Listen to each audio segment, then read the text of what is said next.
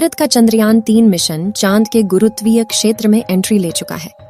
14 जुलाई 2023 के दिन दोपहर के 2:35 पर बाहुबली चंद्रयान-3 ने श्रीहरिकोटा के सतीश धवन स्पेस सेंटर से एक सफल उड़ान भरी और अब चंद्रयान-3 अंतरिक्ष में पहुंचकर चांद के इलेक्ट्रिकल रूट में एंट्री ले चुका है, जिसमें सफर करते हुए स्पेसक्राफ्ट धीरे धीरे चांद की धरती के पास जा रहा है।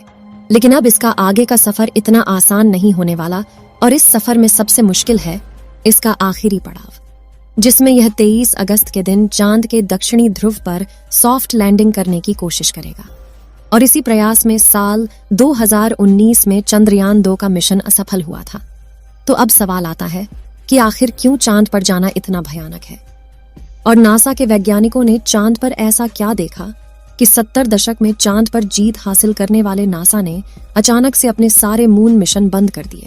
इस वीडियो में हम चांद से जुड़ी इन्हीं रहस्यमयी बातों से पर्दा उठाएंगे, साथ ही आपको चंद्रयान-3 के बारे में भी कुछ नया और अनोखा बताएंगे, तो वीडियो को पूरा देखिएगा। दोस्तों, पृथ्वी से चंद्रमा की पूरी तरह से गोलाई दिखाई देती है। वास्तव में चांद भी पृथ्वी की तरह अंडाकार है। चांद की सतह पर बेहद स्थिर और हल्का वायुमंडल मौजूद है। यह तो आप जानते ही होंगे कि साल 2009 में चंद्रयान-1 मिशन ने चांद पर पानी की खोज की थी। लेकिन आपको बता दें कि चांद की सतह पर पानी लिक्विड फॉर्म में मौजूद नहीं है, बल्कि बड़े बड़े गड्ढों में बेहद ठंडे पत्थरों और बर्फ के रूप में मौजूद है।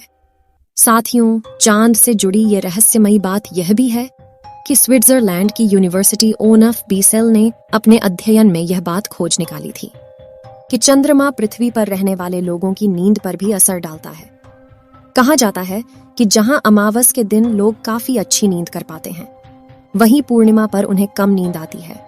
हालांकि विज्ञान ने इस बात को पूरी तरह से स्पष्ट नहीं किया और आज भी कुछ वैज्ञानिक इस बात पर अध्ययन कर रहे हैं। साथियों, चांद की जमीन काफी ऊबड़ खाबड़ है और इसमें कई बड़े बड़े क्रेटर यानी गड्ढे मौजूद हैं, जो इतने बड़े हैं कि पिछले करोड़ों सालों से इनके अंदर सूरज की रोशनी तक नहीं पहुंच पाई है। इनमें से सबसे बड़ा गड्ढा चांद के दक्षिणी ध्रुवों में मौजूद है। इस गड्ढे का डायामीटर 2500 किलोमीटर और गहराई तो इतनी ज्यादा है कि इसमें एक के ऊपर एक करके 10 बुर्ज खलीफा समा जाएं। इस गड्ढे की गहराई 8.2 किलोमीटर के आसपास है और यह पूरे सोलर सिस्टम के सभी ग्रहों और उपग्रहों में मौजूद गड्ढों में सबसे बड़ा गड्ढा है। माना जाता है कि चांद की धरती में पानी छुपा हो सकता है, और वह भी थोड़ा बहुत नहीं, बल्कि पूरे 100 मिलियन टन। इसके अलावा यहाँ पर hydrogen, sodium, ammonia, mercury, methane और सिल्वर जैसे मूल्यवान संसाधनों का खजाना मौजूद हो सकता है, जिसकी खोज करने के लिए ही चंद्रमा पर चंद्रयान-3 मिशन को भेजा गया है। साथियों, साल 1959 में रशिया के स्पेसक्राफ्ट ने पहली बार चांद पर लैंडिंग की थी, जिसके बाद अमेरिका ने भी कई मून मिशन किए और 20 जुलाई 1969 को नासा के अपोलो मिशन के दौरान एस्ट्रोनॉट नील आर्मस्ट्रॉन्ग और बज एल्ड्रिन ने चांद पर पहली बार कदम रखा था। जिसके बाद नासा ने कई मून मिशन किए थे और अपने कुल 12 एस्ट्रोनॉट्स को चांद पर भेजा। एस्ट्रोनॉट्स ऐसे व्यक्तियों को कहते हैं जो पृथ्वी के वायुमंडल से ऊपर जाकर अंतरिक्ष यानी चांद पर जाकर रिसर्च करते हैं। लेकिन दिसंबर 1972 में अपोलो 17 मिशन के बाद नासा ने अचानक से इंसानों को चांद पर भेजना बंद कर दिया, जिसके लिए उन्होंने कारण दिया कि चांद पर फिलहाल ऐसा कुछ नहीं है जिसकी रिसर्च की जा सके। लेकिन कुछ लोगों का यह भी कहना था कि नासा ने असली कारण को छुपाया है। नासा के द्वारा भेजे गए इन 12 में से कई अंतरिक्ष यात्रियों ने चांद पर कुछ अजीब सी आवाज भी सुनी थी, तो कुछ ने चांद पर बनी अजीब ब्रिज और कूलिंग टावर जैसी रचना को भी देखा था। वहीं चांद की खोज में वैज्ञानिकों को एक सैटेलाइट जैसी रचना भी दिखी थी और वैज्ञानिकों के मुताबिक इसका अपने आप बनना नामुमकिन है। हालांकि नासा ने कभी इस बात पर आधिकारिक बयान नहीं दिया था, लेकिन नासा के वैज्ञानिकों ने कई बार यह कबूला कि चांद पर एलियन का बसेरा हो सकता है। फिलहाल यहाँ सबसे ज्यादा गौर करने वाली बात यह है कि ये सभी मिशन चांद के उत्तरी ध्रुव पर किए गए थे, जहां पर लैंडिंग करना चांद के दक्षिणी ध्रुव के मुकाबले काफी ज्यादा आसान माना जाता है। लेकिन साल 2019 में भारत के चंद्रयान-2 ने चांद के दक्षिणी ध्रुव पर सॉफ्ट लैंडिंग करने की कोशिश की थी और अपने इस प्रयास में चंद्रयान-2 का लैंडर विक्रम बुरी तरह से असफल हुआ था। लेकिन आखिर चांद का दक्षिणी ध्रुव इतना खतरनाक क्यों है, आइए जानते हैं। सबसे पहले तापमान की बात करें तो चांद के दक्षिणी ध्रुव में कई ऐसे बड़े बड़े गड्ढे हैं, यानी इस जगह करोड़ों सालों से सूरज की रोशनी नहीं पहुंची, और सूरज की धूप न पहुंचने का सीधा सीधा मतलब है तापमान का ठंडा होना। इसलिए कई बार दक्षिणी ध्रुव का तापमान -230 डिग्री सेल्सियस तक पहुंच जाता है। ऐसे में किसी भी इंसान का स्पेसक्राफ्ट से बाहर निकलना तो छोड़ो, खुद स्पेसक्राफ्ट के लिए भी ऐसे तापमान में काम करना मुश्किल है। इतने कम तापमान में कई बार स्पेसक्राफ्ट पर लगे इंस्ट्रूमेंट चलना बंद हो जाते हैं।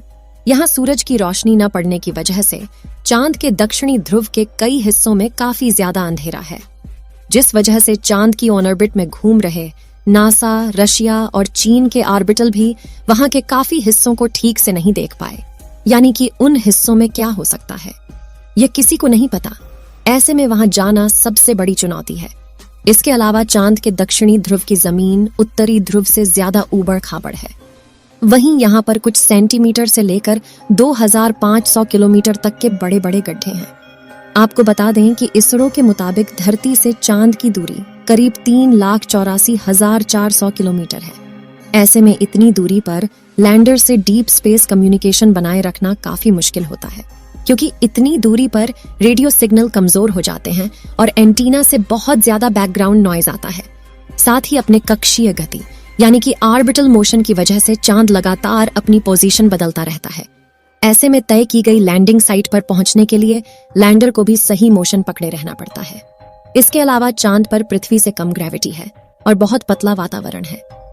साथ ही चांद के दक्षिणी ध्रुव में काफी बड़े बड़े पत्थर और गड्ढे होने के साथ धूल उड़ती है, और ये सभी कारण किसी भी लैंडर को लैंडिंग करने में काफी चैलेंज देते हैं। पिछली बार चंद्रमा की सतह से 2.1 किलोमीटर पर चंद्रयान 2 के लैंडर से इसरो का संपर्क टूट गया था, और इन्हीं में से किसी एक कारण की वजह से वह चांद की सतह पर क्रैश लैंडिंग करके तबाह हो गया था। लेकिन पिछली बार आई मुसीबत से सीख लेकर इसरो ने चंद्रयान 3 के लैंडर विक्रम को पहले से ज्यादा एडवांस्ड और पावरफुल बनाया है। जैसे कि चंद्रयान 2 के विक्रम लैंडर में 5 थ्रस्टर्स थे, लेकिन चारों तरफ सही संतुलन बनाए रखने के लिए चंद्रयान 3 के लैंडर में बड़े और एडवांस 4 थ्रस्टर्स लगाए गए हैं। इसके अलावा इस बार के विक्रम लैंडर में लेग्स को बड़ा और मजबूत कर दिया गया है।